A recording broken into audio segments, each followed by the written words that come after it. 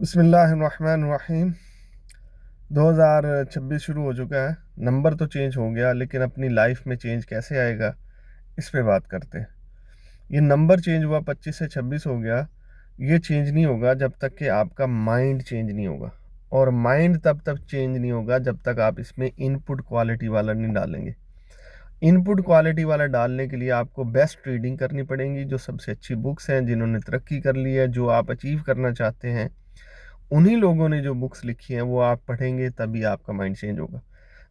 दूसरा तरीका ये होता है कि आप जो है ना वो बेस्ट लिसनिंग करें। लिसनिंग भी हम नहीं करते, सारा दिन स्क्रॉलिंग करते रहते हैं, और उसके अंदर जो है वो मटेरियल, यूज़लेस मटेरियल हम अपने दिमाग में डालते हैं और अपना टाइम बर्बाद करते हैं। टाइम का मतलब है लाइफ बर्बाद कर रहे हैं। तो इसके लिए आपको ये फैसला करना है कि इस साल हमने अपनी लाइफ में चेंज लाना है। उसके लिए हमें सबसे पहले दिमाग को की सेटिंग करनी पड़ेगी, इसके पैरामीटर सेट करने पड़ेंगे। बहुत सारी चेंजेस आ चुकी हैं, दुनिया बड़ी तेज़ी से चेंज हो रही है। हम अपने ही वो कुएं से नहीं निकल पा रहे। वो हम सुनते थे बचपन में, कुएं का मेंढक, कुएं का मेंढक। तो अब समझ आ रही है कि हमें अपनी बस वो दुनिया है, उसी तरह वो चूहे की रेस में हम लगे हुए हैं, और उससे बाहर हम सोचते नहीं हैं।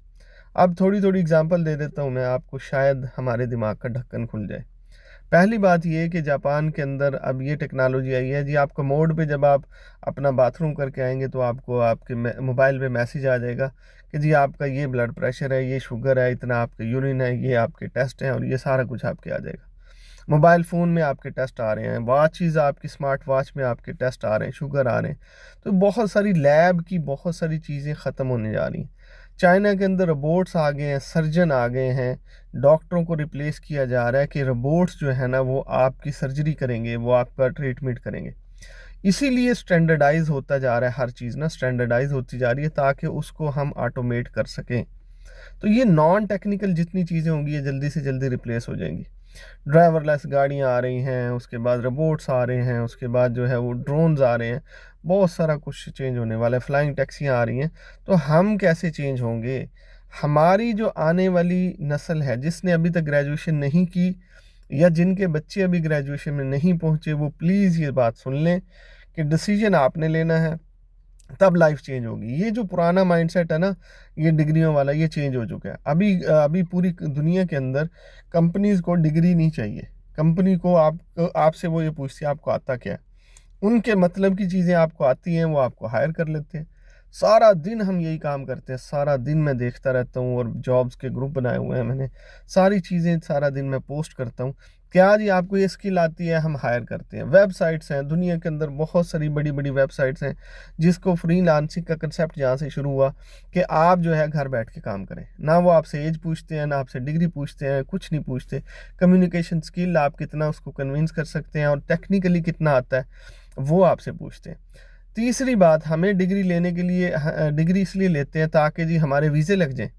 अभी जो है वीज़े, यूरोप के अंदर भी उन्होंने अनाउंसमेंट क्या की है कि अगर आप 1000 सॉरी $1000 की अगर आप अर्निंग कर रहे हैं मंथली, तो आप और फ्रीलांसिंग में कर रहे हैं, ऑनलाइन कर रहे हैं, घर बैठ के कर रहे हैं, तो भी आपका वीज़ा पूरे यूरोप का मिल जाता है आपको। तो ये कितनी ज़बरदस्त चीज़ें हैं जो चेंज ला रही हैं हमारी लाइफ के अंदर, और हमें पता नहीं है। अब फैसला क्या करना है? पहला फैसला ये करना है कि माइंड को चेंज करना है, नई चीज़ें सीखें, नए लोगों को सुने, अपना टाइम यानी अपनी लाइफ इस स्क्रॉलिंग और मोबाइल के ऊपर ज़ाया करना छोड़ दें। दूसरी बात, महंगी तालीम, ये जो डिग्रियां हैं, इनके पीछे नहीं जाना। ये फ़लाँ यूनिवर्सिटी है, उसका इतना स्कोप है, उसका इतना मेरिट है। हम बाहर बैठे हुए मुल्क से, हमें मालूम है कि यहाँ पे आने के लिए वो आपका रिज़ल्ट कार्ड नहीं पूछते, यहाँ पे आने के लिए वो आपका ग्रेड नहीं पूछते, यहाँ पे आने के लिए आपका सीजीपीए और पीए नहीं पूछते। यहाँ पे आने के लिए फॉरेन अफेयर की स्टैंप, एचईसी की स्टैंप देखते हैं। वो अल्लामा इकबाल ओपन यूनिवर्सिटी से पढ़ा हो, वर्चुअल यूनिवर्सिटी से पढ़ा हो, बहादुर ज़िक्रिया यूनिवर्सिटी से, सिंध यूनिवर्सिटी से, डजेंट मैटर, इनके लिए कुछ भी नहीं पता। इनको नहीं पता लम्ज़ फास्ट और लम नस्ट क्या है, इनको कुछ नहीं पता। ये आपकी काबिलियत देखते हैं, आपकी सीवी देखते हैं, और डॉक्यूमेंट्स के ऊपर आपकी एचईसी की, फॉरेन अफेयर की स्टैंप देखते हैं, और दैट्स इट। तो पहली बात, अगर डिग्री करनी है तो महंगी डिग्रियां करना छोड़ दें। उसकी बजाय आप अपना गवर्नमेंट की जो सस्ती है, जो अवेलेबल है, और उसके लिए जो सबसे ईज़ीएस्ट आपके अप्रोच में है, वहाँ से आपने डिग्री करनी है, अगर करनी है तो। उसके अलावा ये है कि पैसा आपने खर्च करना है तो इंटरनेशनल स्किल के ऊपर करें, सर्टिफिकेशन के ऊपर करें। बदकिस्मती से हमारे मुल्कों के अंदर सर्टिफिकेशन नहीं है। हमारे मुल्कों के अंदर कोई कंपनी ऐसी नहीं है जो आपको सर्टिफाइड बना दे, जो आपको अच्छी सी स्किल सिखा दे। तो हमें सिस्को की सीखनी पड़ती है, माइक्रोसॉफ्ट की, ऑरेकल की, और इसी तरह इंटरनेशनल लैंग्वेजेस हमें पीएमपी वगैरह करनी पड़ती है। तो बहरहाल एक तो ये काम करना है कि डिग्री महंगी नहीं लेनी, पहली बात तो लेनी नहीं है। उसके लिए आप अपना एक स्किल सेट बनाएं जिस पे आपने लर्निंग करनी है और उस पे एक्शन लेना है कि आपका पैशन क्या है, पैशन के मुताबिक काम करें। अब पूरे सोशल मीडिया पे बहुत सारे लोग हर किस्म के टॉपिक पे बात करते हैं, लेकिन हमें हर बंदा अपने पैशन के मुताबिक काम करेगा तो वो कामयाब होगा, क्योंकि वो रोज़ कर सकता है, वो रोज़ उसको सीखता है, रोज़ पढ़ता है, रोज़ वो बात करता है, इसलिए उसको कामयाबी मिलती है। तो आपको भी यही काम करना है, पहले अपना पैशन ढूंढें। जो भी आपका पैशन है आपको वहाँ से अर्निंग हो सकती है, प्लेटफॉर्म बहुत हैं और बहुत सारे तरीके हैं आपको अर्निंग हो सकती है। दूसरा काम आपको ये करना है कि जिस काम में आपका दिल लगता है वो काम आपने करना है, और उसकी स्किल लेनी है और उसको छोड़ना नहीं है। फिर उसको आपने मोनेटाइज करना है अपने ही काम को। आप मैच देख रहे हैं, आप जो है वो कमेंट्री कर सकते हैं, आप तबसरा कर सकते हैं, आप वीडियो एडिटिंग कर सकते हैं, digital marketing, content writing, book writing, बहुत सारी आर्ट्स हैं, ग्राफिक डिज़ाइनिंग है, बहुत सारी चीज़ें हैं जो डिग्रियों से ज़्यादा कमा रहे हैं। तो आपने ये काम करना है। तीसरी बात क्या करनी है, अपने अपने आप को देखें, जो रोड मैप बनाना है वो बड़ा स्मार्ट किस्म का बनाना है। अब जो मैंने बनाया हुआ मैं आपको वो बता देता हूँ, हो सकता है किसी का काम आ जाए। 5-7 क्लास के बाद मैंने बच्चों को स्कूल से उठाया और उनको ऑनलाइन स्किल पे लगा दिया। ऑनलाइन स्किल की डिसीजन मैंने लेने हैं उसके बच्चे का कैलिबर देख के, उसका टैलेंट देख के। अब उसके लिए हमने एआई जो है उसको एआई एजेंटिक एआई सिखाना शुरू कर दिया, उसको मोबाइल डेवलपमेंट सिखाना शुरू कर दिए, उसके लिए डाटा साइंस के जो कोर्सेज हैं वो सिखाना शुरू कर दिए।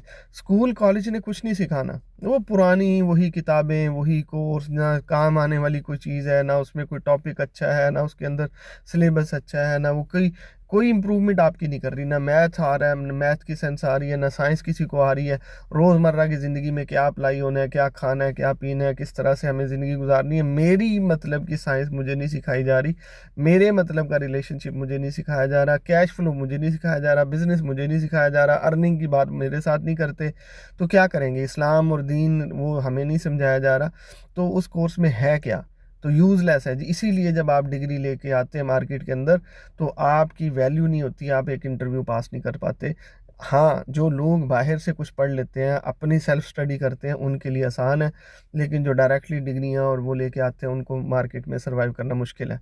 तो बहरहाल बहुत ज़बरदस्त चेंज आ रहा है, बड़ी तेज़ी से चेंज आ रहा है। आपने 2 साल बाद, 4 साल बाद अगर मार्केट में आना है तो 4 साल के बाद वाली दुनिया की तैयारी करें। अब वाली जो चल रही है वो एक्सपायर हो जाएगी, वो उसकी कोई वैल्यू नहीं रहेगी। इतनी तेज़ी से आएगा चेंज कि आप सोच नहीं सकते। तो इसलिए माइंडसेट को चेंज करें, डिसीजन अच्छे लें और उसके लिए कंसिस्टेंसी के साथ लग जाएं। जब आप एक चीज़ का फ़ैसला कर लें मैंने ये काम करना है, तो कंसिस्टेंसी के साथ उस पर लगना है, जिसको कहते हैं कि रोज़ करना है, आदत बना लेनी है और उसके पीछे पड़ जाना है। ज़िद्दी लोगों की दुनिया है, मेहनती लोगों की सही डायरेक्शन पे सही डिसीजन लेके जो शख्स मेहनत करता है वो ग्रो करता है, बाकी सब पीछे रह जाते हैं। तो इसलिए अपने आप के लिए बेहतरीन फ़ैसला करें और उसके बाद दुआ करें अल्लाह ताला हमें ये आने वाला साल हमारे लिए खैर और भलाइयों का हो, और हमारे लिए शर और शैतान के शर से अल्लाह हमारी हिफाजत फरमाए। हर तरह से दुआएं भी करनी है, अपने अल्लाह को अपने साथ लेके चलना है, तो इससे इंशाअल्लाह हमें कामयाबी मिलेगी। दुआओं में याद रखिएगा, कोई सवाल हो तो पूछ सकते हैं।